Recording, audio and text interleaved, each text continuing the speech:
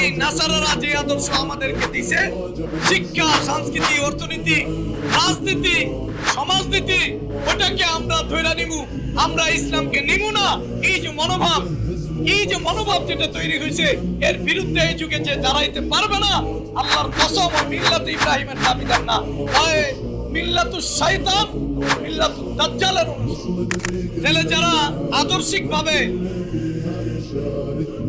ইসলামকে তার ব্যক্তি, পরিবার, সমাজ, রাষ্ট্রে প্রতিষ্ঠিত করতে চায় না, সে দাজ্জালি ফিতনায় আক্রান্ত। এবং এর বিরুদ্ধে যে দাঁড়ায়, ইসলামের বিরুদ্ধে, ইসলামের দণ্ডবিধির বিরুদ্ধে দাঁড়ায়, খেলাফার বিরুদ্ধে দাঁড়ায়, জিহাদের বিরুদ্ধে দাঁড়ায়, শিক্ষার বিরুদ্ধে দাঁড়ায়, সংস্কৃতির বিরুদ্ধে দাঁড়ায়, ইসলামের নারীদেরকে যে হক দিছে, নারীদেরকে কি দিছে? হক দিছে, নারী অধিকার। আমি বলতে চাই, নারীদের যে প্রাপ্য ইসলাম দিছে, এটা যদি কেউ বলে আর এটার বিপরীত যে দাঁড়ায়, আল্লাহর কসম তার ভিতরে ঈমানের কোনো অংশ নাই, সে মিল্লাতে ইব্রাহিমের দাবিদার হওয়ার কোশ্চিন কালেও কল্পনা করতে পারে না।